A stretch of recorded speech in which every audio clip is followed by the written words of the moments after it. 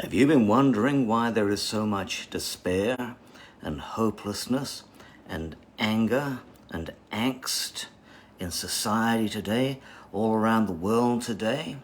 Well, Ecclesiastes gives us the answer to that. Today we're looking at the subject of nihilism. We're reading from Ecclesiastes chapter 1 and verse 14. I've seen all things done under the sun. All of them are meaningless, a chasing after the wind. Solomon has previously introduced us to the wind. He said, the wind blows to the south and turns to the north, round and round and round it goes, ever returning on its course. There's a great deal to say about the wind in the first chapter of Ecclesiastes. I remember way back when I was a teenager going to see Queen do their concert for the night of the opera, in which they sang that song, famous song, Bohemian Rhapsody. There's a certain line that song finishes with. You would recognize it. It says, nothing really matters. Anyone can see. Nothing really matters. Nothing really matters to me. And then it says, anyway the wind blows. Yeah. That is nihilism. So, nihilism comes from the word nihil, meaning nothing, as in the word annihilation. Annihilation means nothingness. It declares, as a philosophy, it declares that everything in the world is meaningless. Existence is a cruel, empty, tragic joke. And whenever you meet someone who abandons all hope, you are staring into the abyss of nihilism. Whenever you meet someone who couldn't care less about morality, about what is right and wrong in society, you are staring into the eyes of nihilism, because what they're thinking is nothing that we do today is going to matter 1,000 years from now. Ecclesiastes, with its constant refrain, meaningless, meaningless, everything is meaningless, speaks to the postmodern generation that continues to interpret the world nihilistically. How about that? Long before Nietzsche, millennia before our postmodern society, Solomon was talking about all of this. It was as though God was putting into his word a message specifically for today's generation. So Nietzsche is the famous philosopher associated with nihilism. He's the one that announced God is dead. But when he said God is dead, I know that's the famous line that everybody remembers. It's put up on subway walls and, it's used kind of as a bit of a joke, actually. But when he said that, he wasn't making a joke. And in fact, that wasn't all that he said. This is what he said.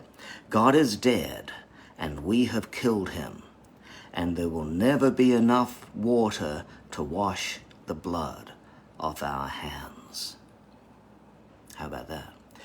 He was making a commentary on the collapse of our belief structure in the Western world and predicted that taking away the core pillar of society, namely faith in God, that would result in the collapse of all moral values, making the way for ideologues to fill the void.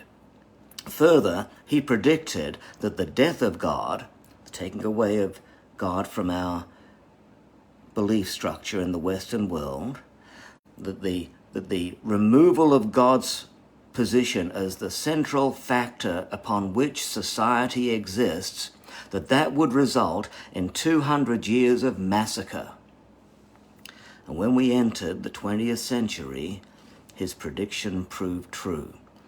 Hitler used the ideology of Nazism to kill 4 million people in the Holocaust. Stalin used Marxism to slaughter 60 million people. That's according to Alexander Solzhenitsyn. Mao introduced Marxist communism to China and annihilated 100 million. And Pol Pot did the same in Cambodia, massacred millions more. So these catastrophes occur whenever, through the removal of faith and moral certitude in society, whenever that is eroded into the vacuum where the morals are removed on account of removing faith in God, wherever that is removed, into the vacuum rushes ideologies. That's what lies behind many of our modern day disruption movements. Think about that. The nihilistic worldview creates the ideal atmosphere for dictators and totalitarian states to arise. And the combination of these ideologies and totalitarianism is a recipe for annihilation. And the science fiction writers have been writing about that for hundreds of years. So how can we possibly discover meaning when surrounding us is a world full of despair? Do not think that you'll discover meaning where reality television shows encourage a shameful and bizarre voyeurism into people's humiliation and weakness and pain and betrayal. Don't think you'll find the meaning of marriage where we parade celebrity divorces across our television screens for entertainment. Do not think that you'll find meaning in a world where God and His Word and His laws are denied relevance and are portrayed as being immature and futile and a joke. Meaning can only be restored where faith is restored and where God's Word finds its rightful place in our lives. And the message of Ecclesiastes to the world is, without God, everything is utterly futile. Let me quote Arnold Toynbee. He said, "Religion is one of the indispensable human faculties. It suffices to say that lacking religion pushes a human being to a state of spiritual despondency. It drives him to seek spiritual consolations from those who possess nothing of the sort." So in a way, Ecclesiastes is proving the world's very nihilism alerts us to our desperate need to make faith in God once again the central pillar of our worldview. Think about it. Faith is more than assurance in the sweet by and by. Faith is essential for life in the here and now. God bless you. Look forward to hearing more wisdom from the book of Ecclesiastes tomorrow.